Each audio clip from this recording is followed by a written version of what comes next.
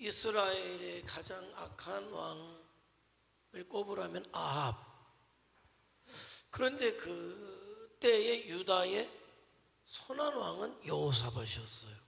하나님 앞에 정직하게 믿음으로 행했다. 그런데 여호사밧의 약점이 있어요. 인정에 끌리는 약점이 있어요. 그래서 신앙으로 볼 때는 아합과 도저히 함께 할 수 없는 사람이에요. 아합은 우상 숭배자였잖아요. 그럼에도 불구하고 우리는 한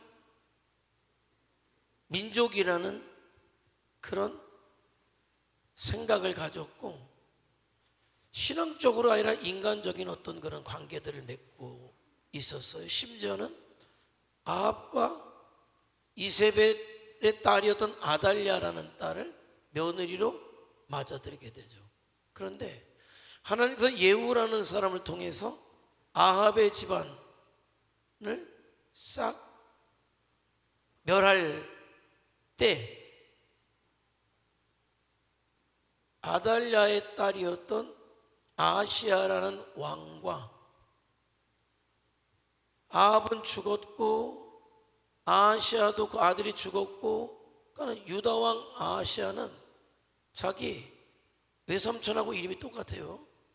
그 동생이 여호람인데 죽으니까 여호람이, 아합이 아들던 여호람이 왕이 되었고, 자기 외삼촌과 함께 전쟁에 나가다가 예후에게 다 죽임을 당하는 거죠.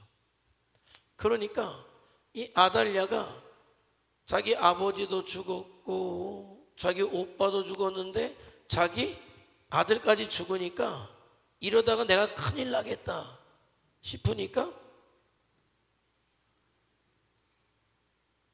유다 자손 왕족이었던 사람들을 다 죽여요. 그리고 자기가 왕이 될 때, 그때 고모죠. 그 요시야라는 한 살짜리 깐난쟁이가 있었는데, 고모가. 근데 그 고모는 제사장 여호야다라는 사람의 아내가 됐어요. 고모가 자기 조카를 빼서 성전에서 몰래, 아달랴에게 걸리면 죽임을 당하니까 다윗의 씨가 끊어지면 안 되잖아요. 그래서 그 갓난쟁이를 성전에서 6년 동안 키운단 말이에요. 그동안 아달랴가 난데없는 여왕이 나타나서 왕이 되고 있을 때였어요. 그런데 마침내 요시야가 7살이 될 때 여호야다가 아달랴에 대해서 반역을 일으키는 거죠. 왜? 우상숭배자니까. 나라를 바로 세워야 되니까. 그래서 뭐 반역이 아니라 개혁이죠. 여호야다의 개혁을 통해서 아달랴가 죽임을 당하고 요시야가 왕에 오르게 돼요. 그래서 유다가 우상숭배에 빠져 있었지만은 요시야를 통해서 왕이 되고 제사장 여호야다가 깨어있는 사람이었잖아요. 그래서 나라를 개혁하기 시작해서 우상의 것들을 다 몰아내고 마침내 유다가 하나님 앞에 돌아오게 되었다라는 거예요. 대단한 일이죠. 자, 그런데 그렇게 종교 개혁을 여호야다와 함께 이뤘던 요시야가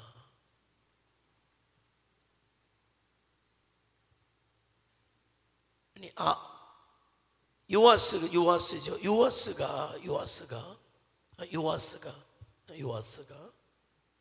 이런 일이 있어요. 요아스를 얘기하는 거예요. 요아스가 뭐라고 붙어 있냐면 제사장 여호야다가 사는 날 동안만 정직했다, 하나님 앞에. 그런데 정말 보니까 여호야다가 죽고 나니까 요아스가 다른 대신들의 말을 들으면서 우상을 숭배하기 시작했다. 그래서 여호야다의 아들이 제사장 스가랴인데, 스가랴가 와서 요시야의 잘못을 지적하죠. 그러고 나니까 요아스가 자기의 죄를 지적하는 스가랴를 죽이게 돼요. 그런데 관계로 볼 때는 어떤 관계냐?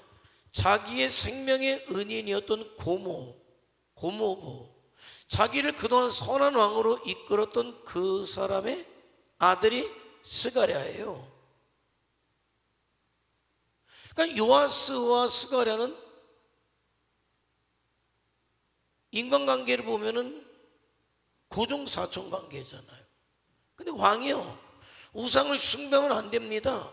돌아와서 어서 살아야 합니다 라는 이야기를 아주가 듣기가 싫었어요. 그래서 죽였다.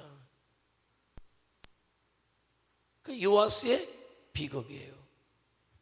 사람이 살면서 오늘날로 이야기하면 어떤 영적인 멘토를 만나는 것만큼 굉장한 축복은 없어요. 정말 얼마나 많은 사람들이 신앙으로 믿음으로 살고자 하지만은 어떤 그런 영적인 멘토가 없기 때문에 더 믿음으로 살지 못하는 사람들도 안타깝지만 많아요. 무한한 가능성을 갖고 있지만은 그의 신앙을 지도해 주는 사람이 없기 때문에 더 잘할 수 있음에도 불구하고 하지 못하는 사람이 많아요. 그런 면에서 이 요아스에게는 그런 영적인 멘토가, 목숨을 걸고 자기를 지키는 멘토가 있었던 게 굉장한 축복이었다는 거죠. 근데 이 사람의 약점은 뭐냐면은 그렇게 자기를 어떤 영적으로 도와주고 지켜주는 멘토가 있을 때 그의 신앙이 하나님 앞에 바로 섰어야 되는데 그러지를 못했다. 그러니까 영향을 받는 사람인 거죠. 그래서 좋은 영향력을 받을 때는 믿음의 길을 걸어갔지만은 여호야다가 죽고 나서 악한 영향을 받으니까 그 사람들에게 휩쓸려가는, 그러니까 어떻게 보면 하나님에 대한 분명한 믿음이 없었던 그런 안타까움이 요아스에게 있었다. 라는 거예요. 그래서 결국 그는 기적적으로 하나님의 축복 가운데 좋은 신앙의 멘토를 붙여주심으로 그가 하나님 앞에 그 어떤 왕보다도 선한 왕이 될 수 있었지만 그는 기회를 잃어버렸다.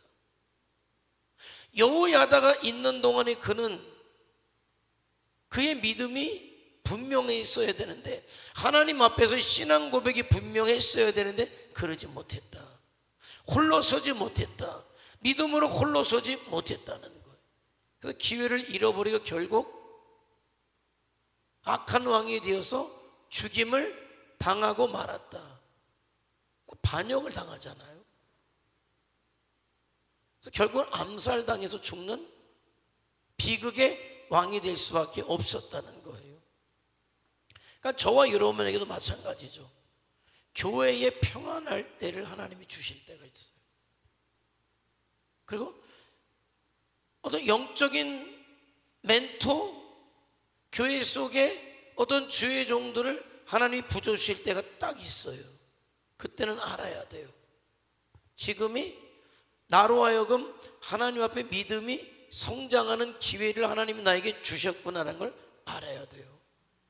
그래서 여호야다가 죽어도 여전히 하나님 앞에 요아스는 믿음으로 살았어야 되는 거죠. 살아냈어야 돼요. 그래서 오히려 더 여호야다가 있을 때보다 더 훌륭한 왕이 되어서 온 이스라엘을 하나님께 돌아오는 그런 역사를 이루어야 되는데 기회를 잃어버렸다.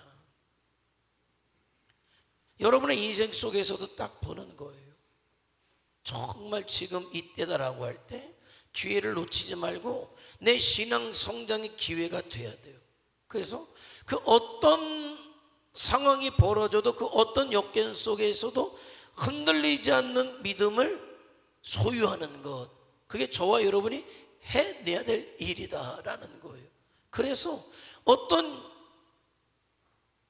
도와주었던 영적인 멘토가 있지 않아도 나 홀로 하나님 앞에 믿음으로 설 수 있어야 되고, 변절함 없이 이 시대의 예배자로 서야 되고, 예수님의 증인된 삶을 살아가야 된다. 사명으로 서야 된다는 거예요. 그래서 서로가 서로에게 귀함을 알고 고마움을 알고, 이런 기회들이 서로 간에 영적인 성장의 기회가 되어서 하나님께서 기뻐하시는 성도가 저와 여러분, 하나님께서 이 시대에 기뻐하시는 교회가 우리 교회가 되어서 하나님께서 이 시대 가운데 이루고자 원하시는 그 일에 저와 여러분이 그렇게 쓰임받을 수 있게 되기를 주님의 이름으로 축원해 드립니다. 기도하시겠습니다.